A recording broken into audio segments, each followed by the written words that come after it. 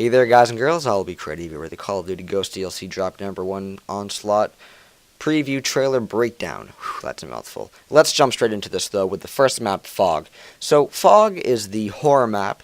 It takes place in a scary forest. If you complete a field order, you get Michael Myers. There's some scary music that plays around, so you got to watch out for that. That's going to be kind of conflicting with the game, in my opinion. You're going to be looking out for Michael Myers more than the enemy team. I don't know if it gets louder or anything as he gets closer to you, but either way, it's going to be some pretty scary stuff. Also, I want to point out that there's a lot of tall grass, so definitely watch out for IEDs and also ghillie suit snipers or campers in general. You might notice that with the map Stormfront on that B area. Same deal, so definitely watch out for that. But overall, for that map, I gotta say, great job, Call of Duty. That looks like a very fantastic map for many different things. You can also get that sniping with a barn, and all those cabins. I think it's gonna be some hardcore camping if you can get inside them. So we're gonna go straight on to the next map, Bayview. This is the kind of dock town area, I guess you could say, with a trolley car going around. That's gonna be a huge thing because they even said it right in the trailer.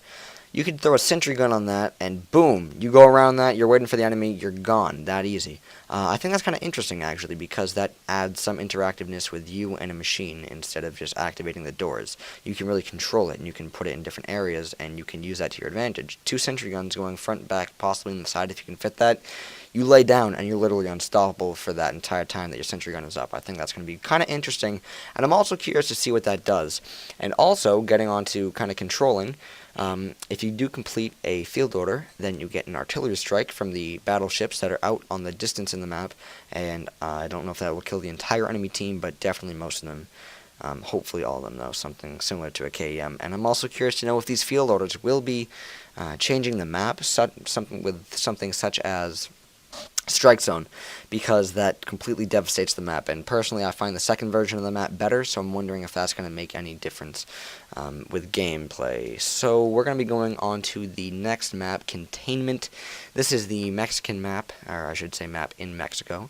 There is the nuclear missile, which is, I'm going to guess, somewhere around the middle of the map. This is a big sniper map, along with the other ones, actually, a lot of long-range distance kind of sniping or AR work. But this map, they say, is very special for also incorporating that submachine gun running around, flanking, running directly through the middle of the map underneath the main bridge, which I think is going to be good because that's going to start to motivate camping snipers on top, I think, to kind of move around. But also, once again, watch out for those IEDs. That will be a big thing for the camping across.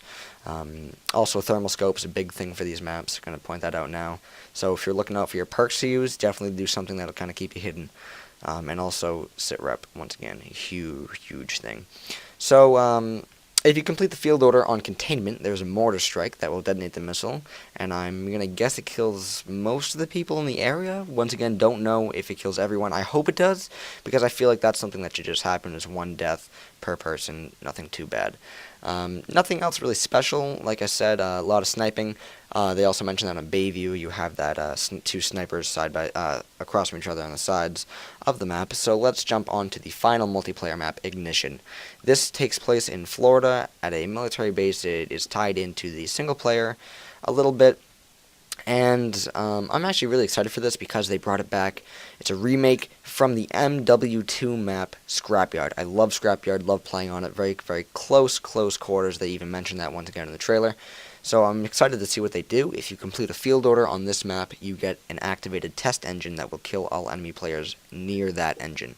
So unlike possibly the artillery strike and the mortar strike to detonate the missile in Bayview or Containment, this will only kill the people in that area. So hopefully everyone's camping there when you get it. But either way, it should be very interesting to see how effective these field orders really are. That's definitely something that they're really incorporating, because these field orders now are starting to be, there's something unique for all these DLC maps, unlike the default multiplayer maps, unlike Strike Zone, Whiteout, which is absolutely pointless. I've never gotten a kill with that, but either way, that's not the point. So, before we get into Extinction, we're going to hop into the Maverick real quick. It goes by multiple names, I guess. You could say the Maverick A2 Sniper Rifle, or the Maverick Rifle, or the Maverick Sniper, or why not both? Kind of make your own name up for it. DLC gun, we'll call it that. So this DLC gun, or the Maverick, kind of brings me a Halo feel, especially with this new scope. I don't know if you can switch between the two in-game or if you have to make two separate classes. I'm kind of interested to see that because I'm really curious to know if you can just run up with what I would guess is more like a marksman rifle by default, even if you don't have a sniper scope on it, and get a one-shot semi-auto, or if you have to put on a full auto for it to be more effective as a rifle. I'm really unsure of what's going to be happening. But it reminds me of more of the Barrett from MW2. Instead of like an M21, it seems more powerful, especially from the trailer. So that's going to be something to look out for. They say it's a good gun, so I'm going to take their word on it. And finally, we're going to be going to Extinction. The thing I have to say most people are probably not going to be doing. I've played Extinction a couple times, and I'm not a huge fan. I would have rather zombies, but either way, they're going to be giving some DLC directly into this along with everything else. And they said they're going to be breaking Extinction down into 5 separate episodes, explaining how everything happened.